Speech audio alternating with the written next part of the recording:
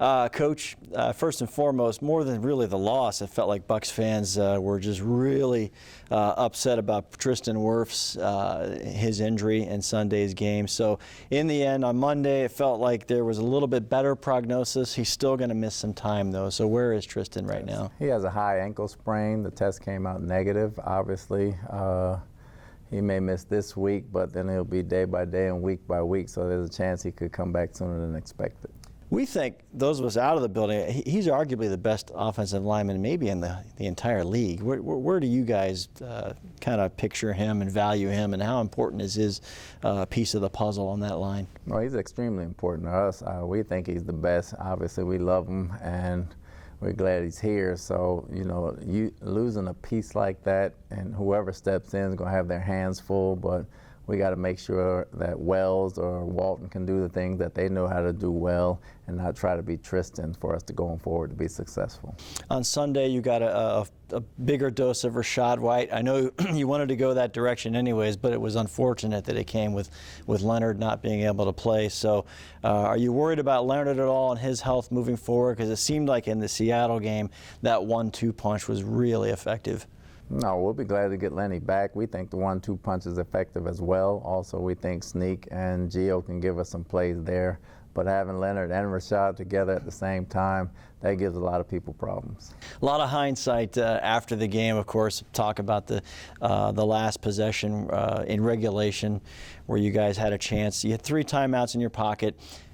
Maybe 40 yards, I may be wrong on my math, how far you maybe needed to go to try and get a field goal attempt. But the second play of that possession as a completion, a lot of time had run off the clock. What was the thinking beforehand, or a plan, how you wanted to approach the timeouts?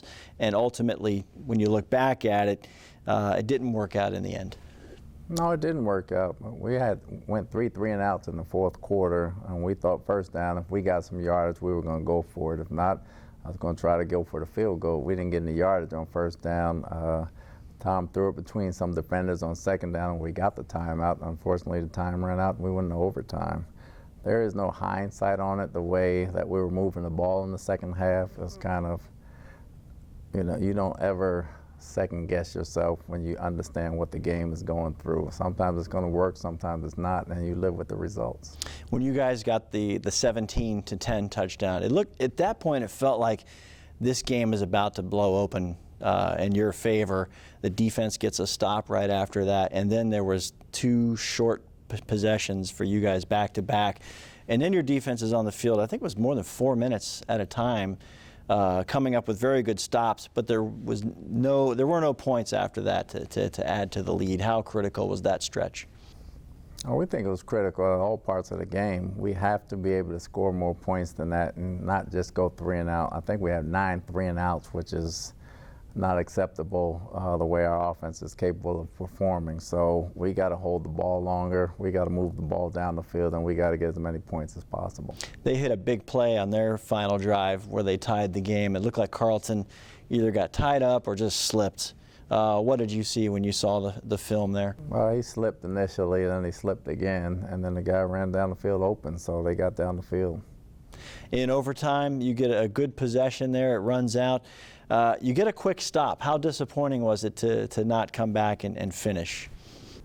Well, it's always disappointing when you get a stop in overtime and you can't come back and close the game out. You know, I think we might have got a penalty that backed us up even further, but you know, it was one of them nip and tuck games, and you have to make plays to win those type of ball games. We didn't make them at the end.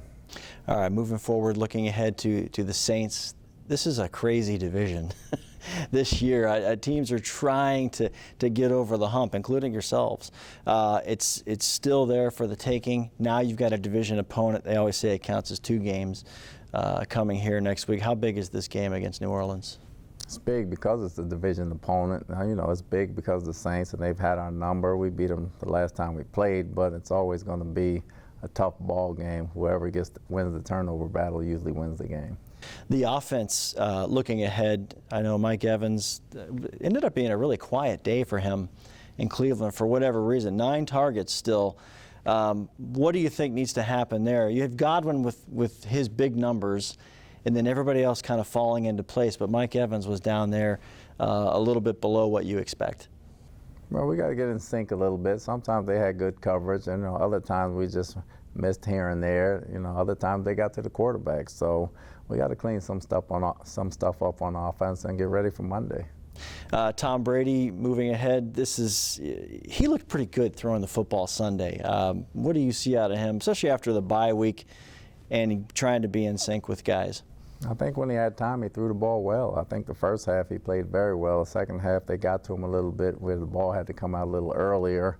We got to shore up some things down there on the offensive line as well as the tight ends and clean some stuff up. But nobody's going to feel sorry for us, and we don't feel sorry for ourselves. We got to play better. We understand we got to play better, and we got to put our heads down and we got to go forward. Do you think it's that much of a difference in your locker room right now between the plane ride home from Germany and the feeling going into the bye week, kind of going in this direction? All of a sudden there's a gut punch loss that the team's still moving in the correct direction that you would like to see? Yeah, they are. I don't think the feeling is much different. I think the urgency has always got to be there, and all urgency was there. We just didn't make the plays.